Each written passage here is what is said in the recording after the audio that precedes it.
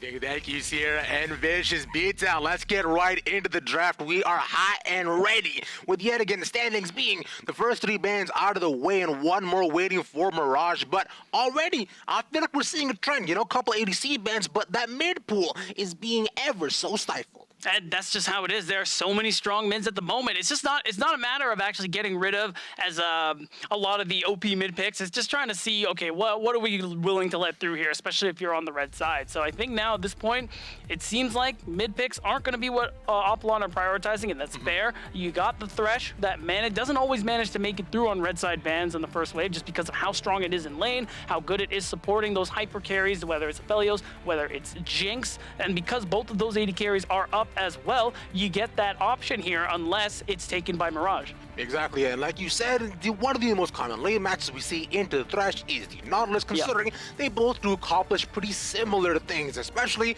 when you want to pick up the Aphelios, like you mentioned. You want to have a big, beefy support that can make sure to cover your very immobile AD carry that isn't super long range. But speaking of longer range AD carries, the Jinx is one that does fulfill that priority, with the Victor as well put out for some more of that big damage. Right, and I mean, the Cody-san, this is probably partially a takeaway for the Aphelios. You don't want to give away Aphelios Thresh, but also Cody-san played the champ really well yesterday. I think he had a good game, probably the best we've seen from him so far in the LFL. So I think putting him back on it here is going to be just fine. You're really strong in lane, especially compared to the Jinx. You have Memento, who we keep praising as this strong early game mechanical jungler on this Lee Sin, who's going to be able to affect that bottom lane if he ends up showing his face there. And now the question is just going to be, because you're dealing with things like the Victor, like the Jinx on the other side, maybe the mid lane is another thing you have to think to yourselves. How are we going to slow this one down? Because Jinx, Victor in the late game are very, very difficult to go through. I think that for mid and bots, it's probably the two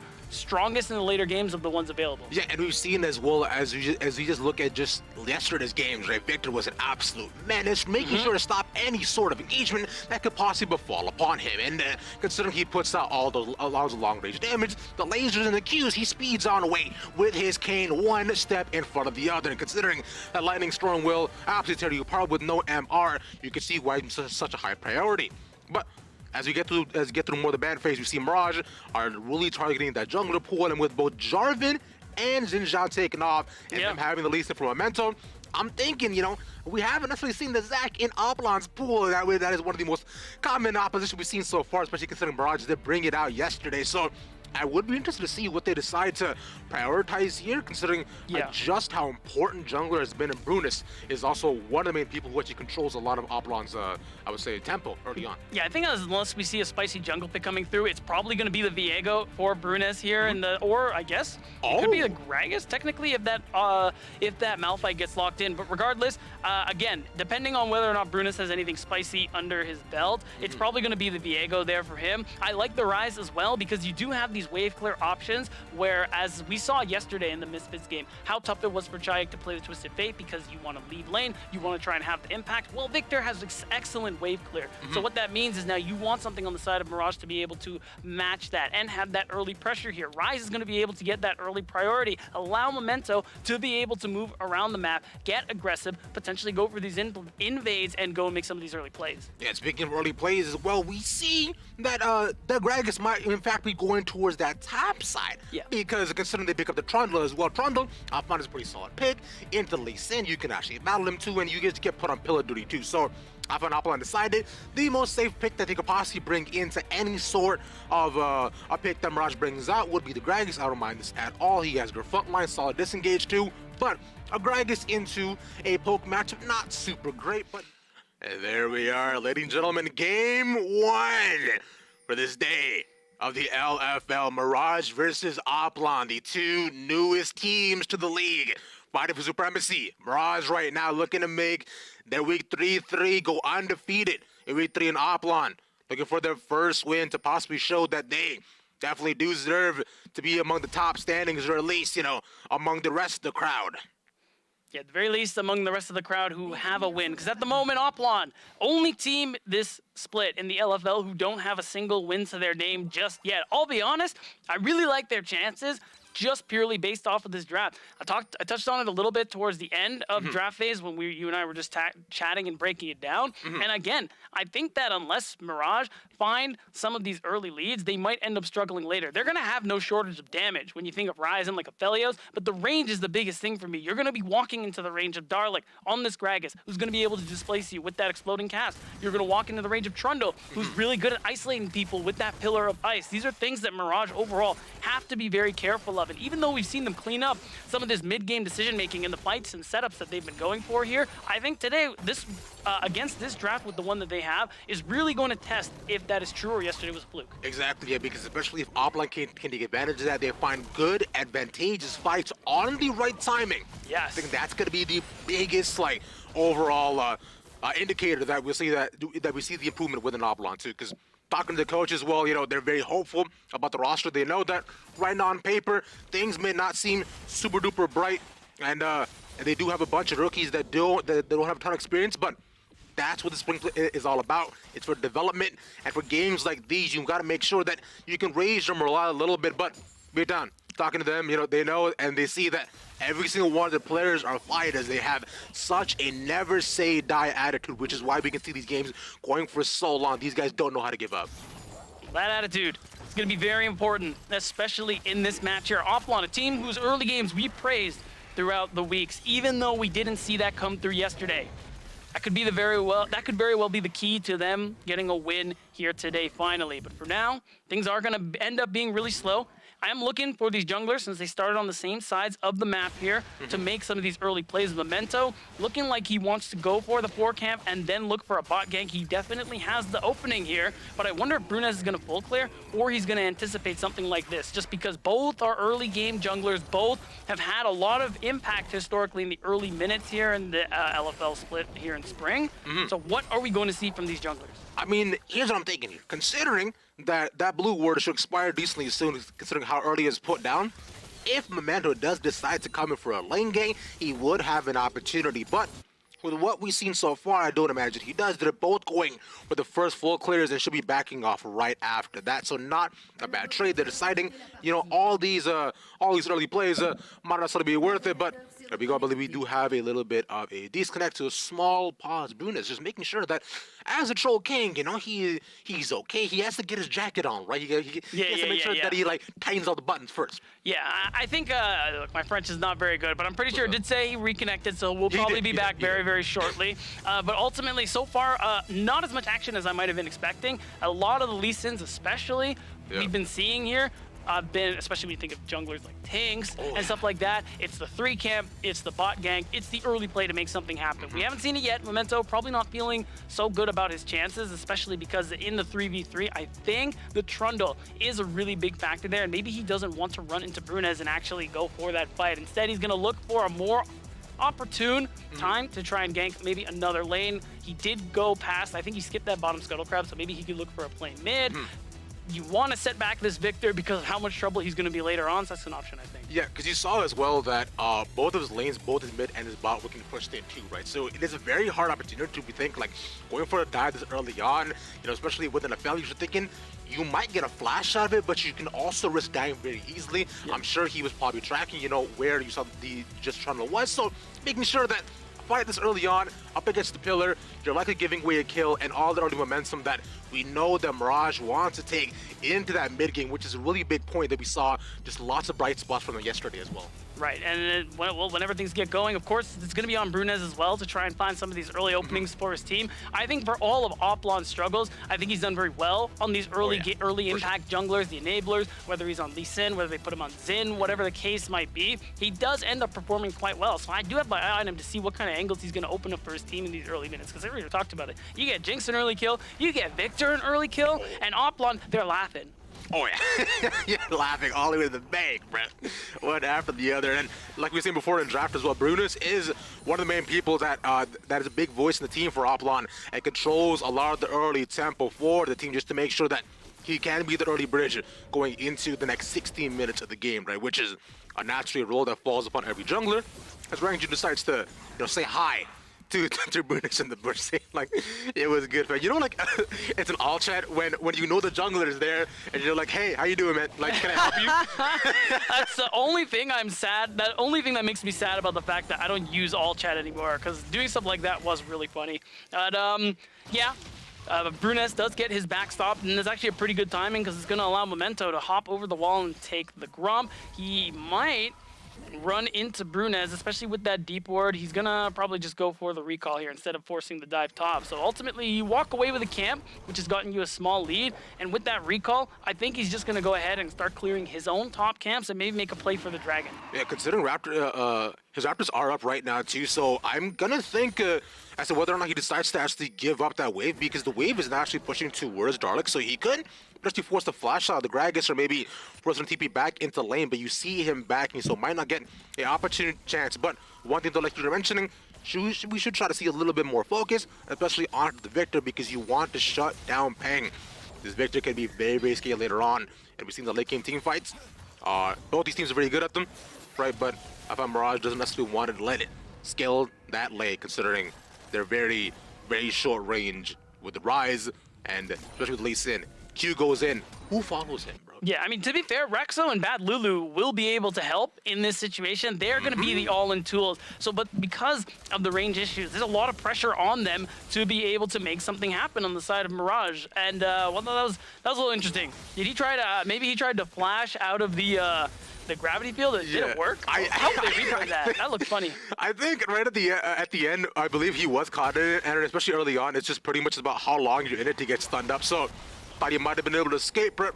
Brutus right now, just early trading against Memento as they both spot each other and they both decide to simply back off, right? Go back to farming. You know, they're saying, yeah, yo, I don't want this, you don't want this, bro. Nobody here wants anything, but at least with the wave pushed in, this will give Mirage the first dragon.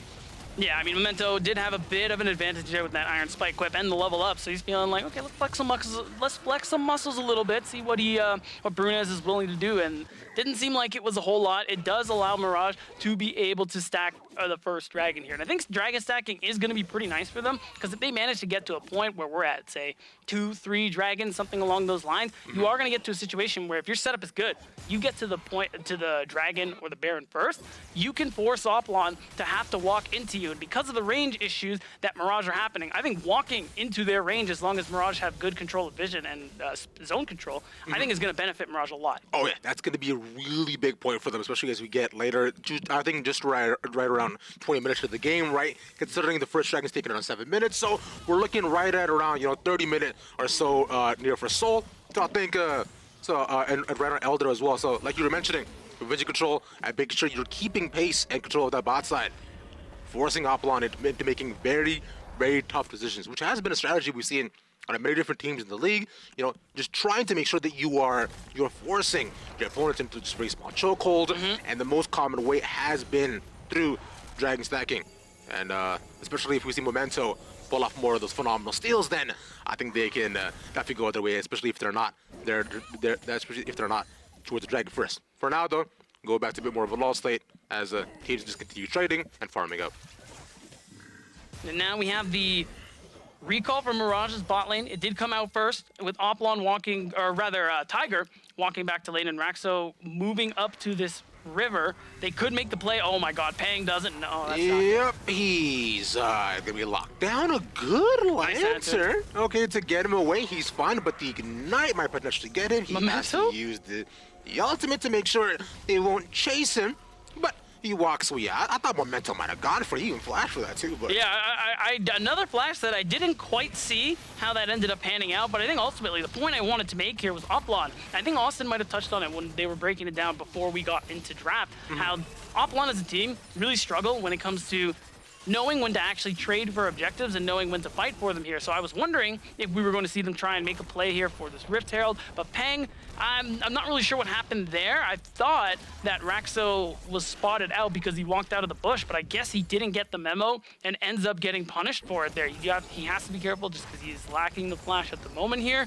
And speaking of careful, Cody's son, I just praised you. Don't die here. Yeah, it's 3 more rockets would have done the job, but luckily you did a good job of pushing the wave in, but you can see, luckily, Raxo's a smart guy. He knows, hey, my ADC is very, very low, and I imagine some people might try to take advantage of that. but instead, missed. oh no! To be fair, that's a tough position because you're trying not to hit the blue buff. Also, hello! It's his Q. Absolute takes a lot of damage, but he's locked in to get in the gravity field. One after another, these gravity fields have been so impactful. Rangjun might be in a bit too deep, and instead walks away. He's fine. Everybody's fine. All right, Brunez does get to walk away with the blue buff, and no summoners, ultimates, or anything like that are committed, except for Cody-san. Tried to heal off the red gun with the Moonlight Vigil, ended up missing. So he's just going to go for the recall here. A lot of skirmishing. We still haven't gotten first blood yet at 10 minutes. I guess we're getting to this point where you do have a lot of scaling picks on both these teams. So they're looking for these opportunities when they reach some major item spikes here. I mean, Bad Lulu is going to also pick up this Scuttle Crab. He is mega, so he could show up mid lane. Peng technically doesn't have flash just yet, but either way, I like what Bad Lulu's been doing all game so far. He's got constant prio on Darlic, and he's been using it to make plays like picking up Scuttle Crabs, setting up vision on Brunez's top side of the map, really helping Memento and the rest of the team get an idea on where this Trundle is. And they've been tracking the entire game too. Bad Lulu is a player that I believe Austin was also talking about a lot of the deaths, right? Just saying how phenomenally he's been. He had a really pop-off game yesterday too, because considering he gets almost no resources but still does so well in lane, exactly what we want to see out of him as he continues to try and perform. Well, not try, but succeeding to do so. Because right now, Mirage, I think they were trying for a potential dive, but considering all the attention given over by Oplon, they get dissuaded. Instead, they'll just trade for plates, which is one of the big reasons and one of the big ways we've seen teams consistently hold the lead over Oplon as we get towards around 15 minutes. Yeah, it won't be a dive, it won't be a turret secure, but it is gold into the pockets of Memento, which is fine considering how well he's been playing on this Lee Sin. He's still at a point where he can have a lot of early impact, especially when he builds that Gore Drinker, finishes that Mythic, allows him a lot more sustain, the damage, the health, all of it is very nice here. And now, right now, Mirage probably going to have to focus on this bottom side of the map again. You see the pings coming through from Oplon. They're saying they want to get this dragon. They don't want to let Mirage kind of control the situation by early dragon stacking here. So we're going to see the play come through, the vision setup come through from Mirage. The question is just going to be from Oplon, excuse me. The question is, what is Mirage going to do about it? Are they going to let it go? Are they going to fight? Bad Lulu is walking, but Darlic's already there. They have a lot of pings here, so you can see it should be potential 5v5 this early on between these two teams. The Dragon's going out very early. Raxo finds the hook, and Dragon's already gone. Oh. Now, they want to go, and yes, they do, right into Brunez. Look on the backside. Oh, Rangjun might be soloed. He's up against 3 people. They can just turn on him, but he's so fast. He's running away. A lot of damage. But there's so much attention on him. Now, Bad looks to go in. He's halfway to Mega, but they can't find anything more, but at least they will trade mid for mid.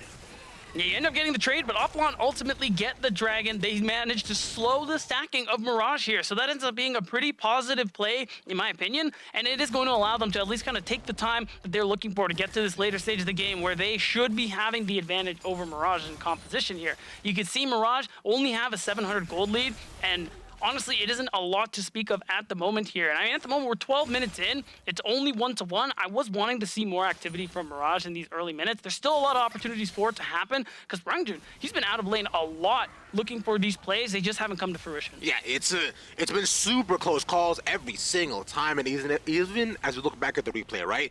Rangjun had a really good idea as to we want to lock down, at least focus down on Peng, or try to get at least a 2-for-1. But sadly, because there was nobody there to try to peel for him, and Bad Lulu as well was not there for the fight, it does fortunately does not work out. As I believe we absolute died somehow. Yeah, it happened off screen, and also it's looking like the game died a little bit. So we have to pause and come back to us. I mean, so far, not a bad early game from Oplon. It's kind of what we expect. It was the thing we liked about them the most. It was really the only thing we could speak of them so far in these last couple of weeks.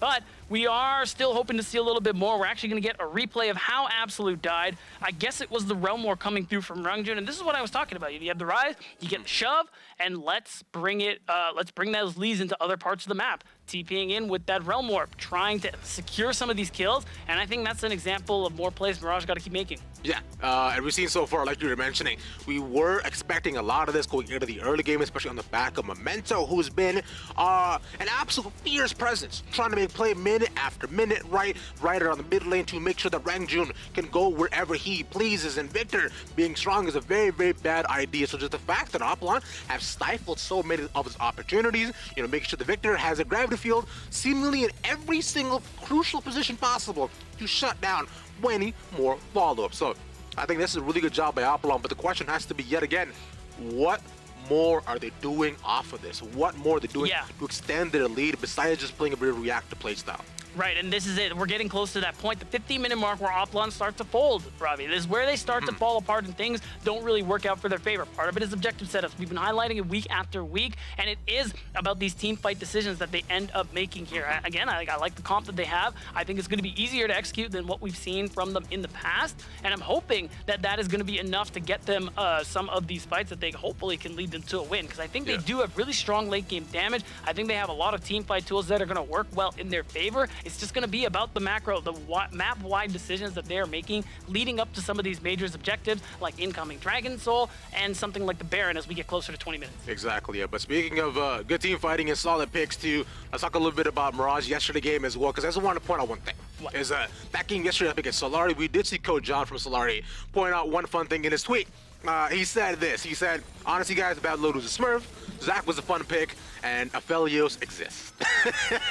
So, I mean, just the fact that if we can at least, our Mirage, or Cody's son at least, to get to that point of Aphelios existing and showing how many years of experience Wright has creating these champions, and I think things should be more than okay. But like you're mentioning, that is for much later on into the game, as Oplon have done a good job of at least, like you were mentioning, securing the Dragon and delaying the game for about 5 more minutes. Second Rift Herald should be the next target for both of these teams, as Mirage has already secured the first one through what was a very interesting, I want to say kerfuffle topside.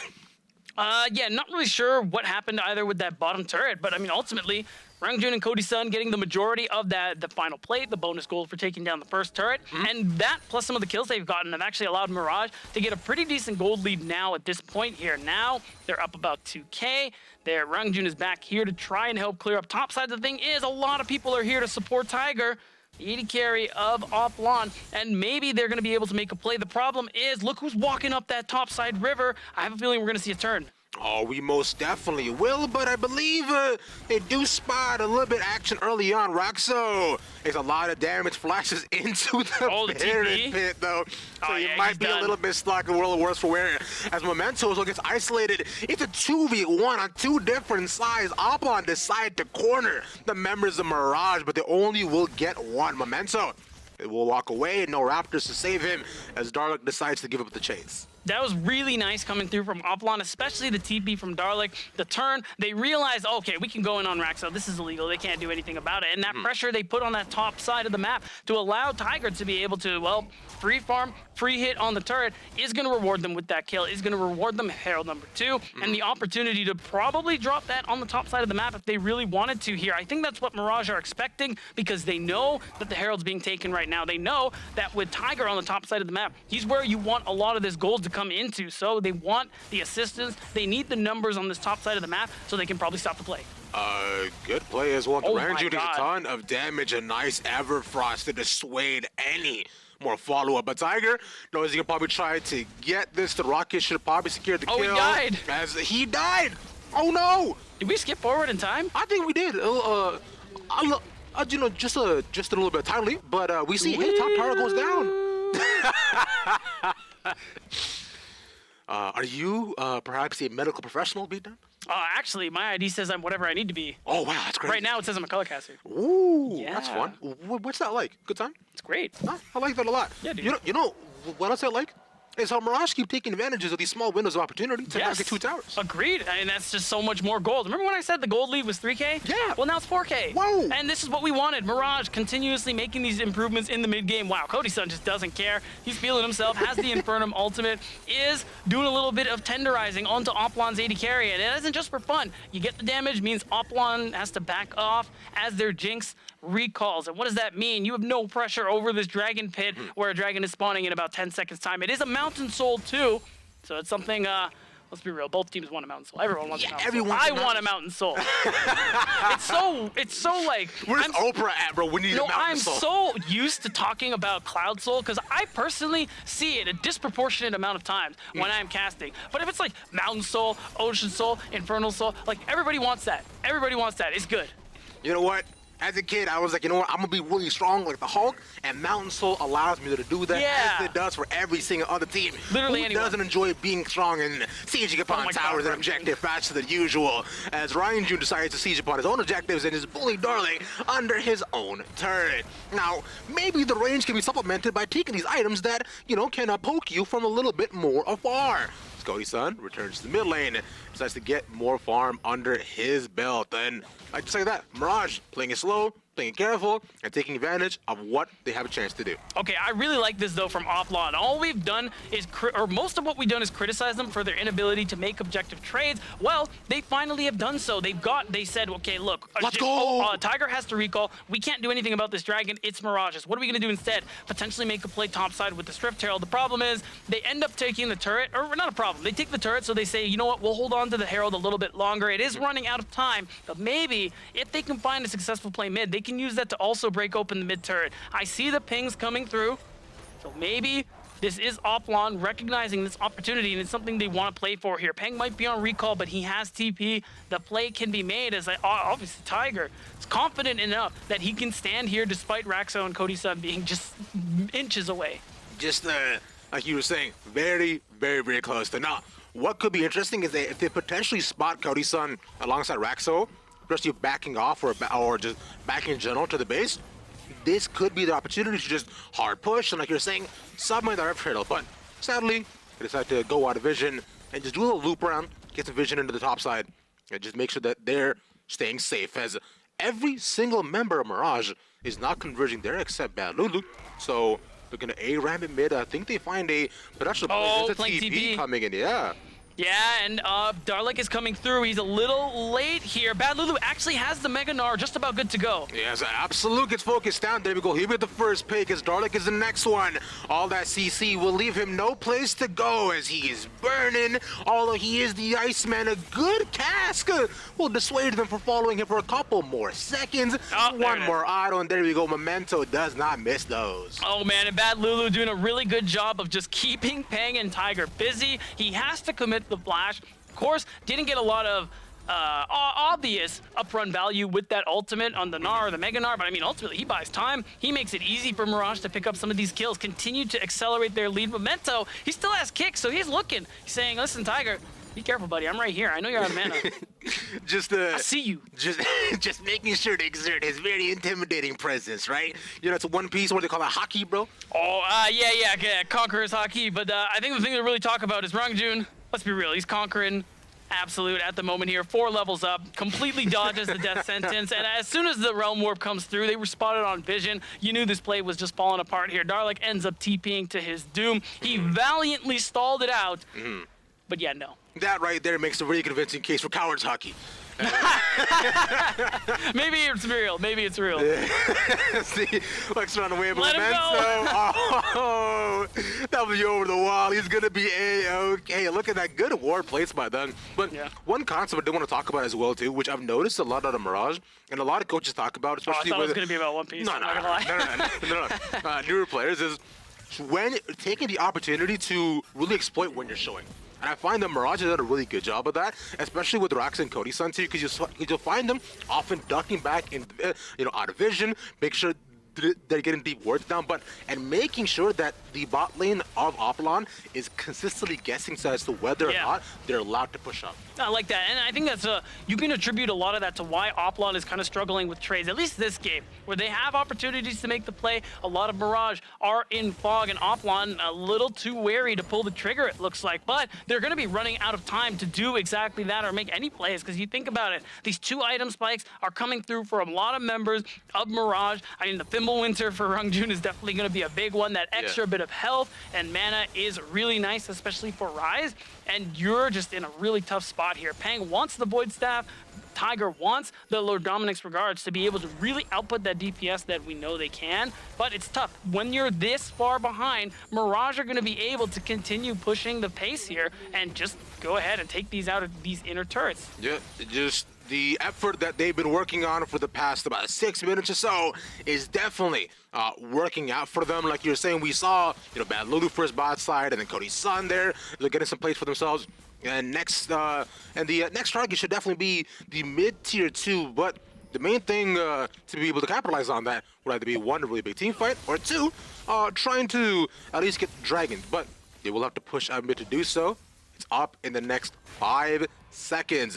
Vision not necessarily abundant for either one of these teams, but Memento is there early, and Oplon is not looking to make a play for either, so that's sole point given over to Mirage. Yeah, and this is a big deal. Oplon, unfortunately, find themselves in the scenario I was concerned about. Now it's sole point. Now they have to walk into Mirage, whose comp's only real flaw, by comparison, is... Okay, hold on, I thought that was going to be stolen. The only flaw by comparison, really, is the range, and finding ways to get Oplon into your effective range. Well, sole point in about 5 minutes is a really good way to do that. When you think about the side laning, that's been really well done here by Bad Lulu and Rungjun, taking these inner turrets, pushing these waves so very deep, and allowing so much vision to be set up. If you were looking at the mini-map before the Dragon was taken, bottom side of Oplon's jungle riddled with red wards, pinks, stealth wards, blue wards, whatever the case may be. Oplon just can't walk up to these objectives at this point. For the next Dragon, Mirage just have to do the same thing, and they could set up a bush play if they really wanted to. Yeah, like you're saying, bro, they gotta keep, I'm guessing, which they have been doing.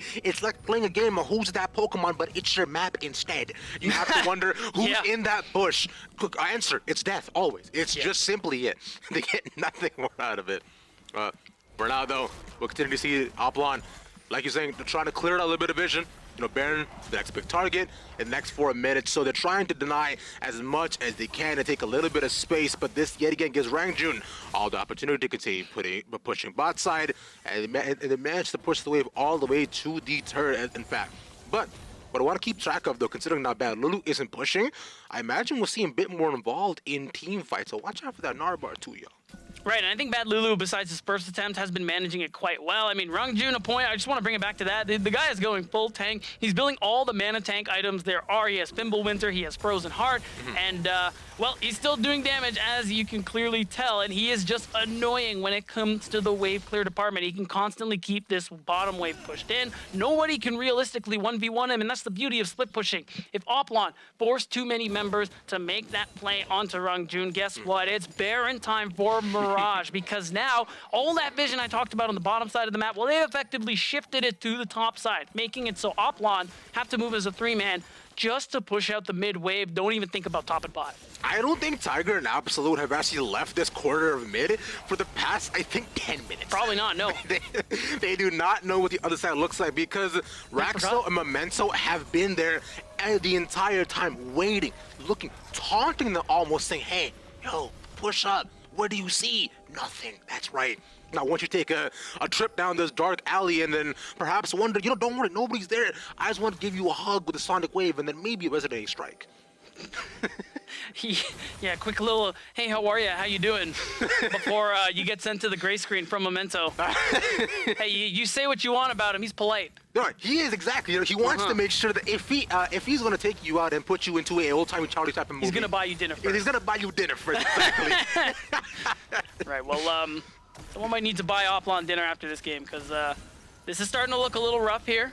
I'm not going to lie. Mirage firmly in control of this game here, looking to get themselves up to 3-3 in the standings. Be one of the first teams here today to be able to break the, what, I think it's like a 6-way tie for 4th place at 2 and 3. Yeah, I remember looking at the standings yesterday. I was like, whoa, that's funny. Yeah, lot of people here just present trying to claw up to make sure they can perhaps see more than just first, maybe even third, second even is very much an option. Well, we'll see. BDSA and LDLC are kind of in control. Third game of the day, you know, we'll go ahead and see that. That's true. But for now, Rangjun is locked into a corner. There's fine. a realm warp, and he is out like a light and on the other end of the lane. God, I love that song. Right? Yeah, it's good, it's good. And there it is. I mean, this could be a potential opportunity to go ahead and start or at least threaten the Baron. You saw Brunez on that bottom side of the map. I mean, he just made that play. He has walked his way up. Now they just want to fight. Yes, they do. And now, honestly, why would they not? Considering Brunez decided to step up an inch too close, but on the backside, Bad Lulu has to run away. He can't be part of the fight anymore as Raxo finds one more hook. A good stopwatch makes him stay alive. And that shuffle from Memento doing his thing. That was clean. Oh, clean doesn't even begin to describe it. And now Mirage are going to be able to get the first Baron of the game. They're just going to keep on taking from Oplon Gaming here, Ravi. And look what's coming up in 30 seconds. That Dragon Soul. Their only chance here for Oplon is if they manage to snag it and deny that Mountain Soul buff. Then, I mean, the reprieve is coming through here. Even with the empowered recalls, you already see Absolute on this bottom side of the map doing his best, Ravi, to try and clear out vision. Oh man, my man has tried his darndest to do whatever he can. All that vision will not be able to help support him. What I love is that they placed 2 wards there just to kind of taunt him. But hey, remember all those wards you cleared? Not anymore. Yeah, and I mean, this is such a good fight here overall. Raxo getting the catch out, dodging that super mega death rocket, but Memento getting the ward hop kick onto Tiger was, well, I'm gonna say it, the kicker, because you lose your AD carry, you can't fight for the Baron, and it's looking like you can't even fight for Dragon, despite Tiger's best efforts to steal. It's all coming up Mirage Elyandra as they're looking to finish and get their 3rd win. Yes, they are. Very, very close to being able to do so. And for now, it's just been controlled pacing. A lot of games we've seen like this for any team up against Oplon, right? It's slow pushes, and once you push enough, you manage to find the right opportunity. And we're now with Soul in their hands, the ever so coveted Earth Soul they were talking about before here, Beatdown, that, you know, I'm sure you would want, but right now Mirage have to push these objectives. They've set up a 1-4, which we've seen so far. It was quite common in terms of pushing strategy to open up the base, but for now they'll just play it safe. Yeah, at the moment, that's all Oplon can really do. Try and use the wave clear that they have with Peng and Tiger to be able to do something. Oh, they might have Raxo.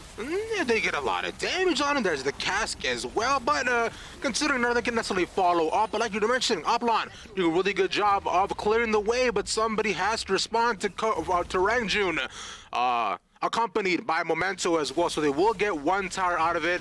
They do have 1 big cannon there with them, making sure they can push it down extra super hard, and there we go. They break open the base of Oplon. You want to see something funny, Ravi? What's up? Look at the damage stats. Rangjun has the 2nd most damage in the game as a full tank rise.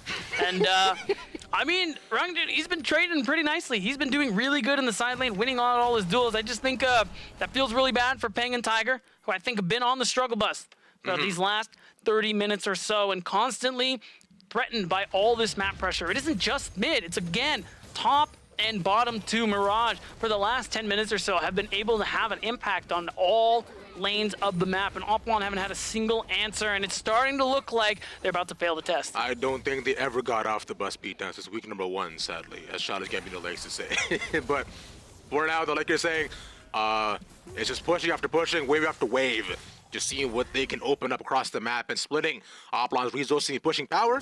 It's Cody's son, waiting to see whether Darlik pushes up or not.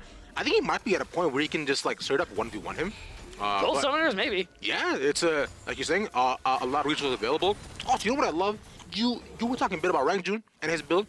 I like that he built here. He could have gone for Archangels like mages do, but instead he built Fumble because he's a chat. I mean, I'm pretty sure having a certain amount of your mana is converted to AP if you rise anyway. So True. Him getting that and the Frozen Heart does do a good amount for his damage. Not as much as building AP, obviously, but it is still something. It's a little bit of a best of both there. The Force of Nature, that's just...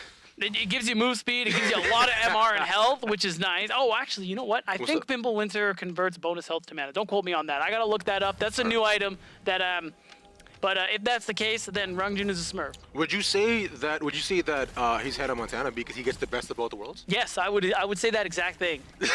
He should change his in-game name to Emmy Miley Cyrus. That would be amazing. But another thing that's also just as palatable and very, very fun to watch is the slow crawl forward for Mirage right now. Not decided to push any or make any extravagant plays because they don't have to. Although they lose Baron, for now, the Elder is up in another 2 minutes and 25 seconds, and it's all about cornering Oplon to make those tough decisions. This was just 1 stack. Bad Lulu just chunks Starlight to about a quarter of his health. But Mirage looking to siege the base here as they get top pushing here too. Yeah, and I mean, again, it's just smothering. Oplon have been smothered all game long by Mirage. You can see them trying to make a play top, but they're getting turned on. Yep, there we go. That's 1 pop onto Peng. And that should open up top turret for themselves, but I don't think they necessarily even want it. Because Badalu there on the bot side, he will lose Mega pretty soon, but they want to take advantage of this Power West while they can. But instead, like you said, they will sandwich them more and more and more without paying, without four of the people. There we go. They finally find the engage. Badalu just runs out of Mega, but he does enough damage as many as Memento's in so deep. But look at Ranger on the backside. QEW, QEW. Rolling his face across the keyboard and popping people left and right. My man is tanky. The rise is big. The towers are gone. And Mirage will finally close out this game against Oplon. And they're going to close out their week 3 with a 2-0 finish. And they're going to be the first team to break the 2-3 tie. They're going to go up to even and wins as they do a little bit of BMing. My man did the gnar in the base too, bro. He decides you guys aren't far enough in that we can still kill you. Get back a little bit further.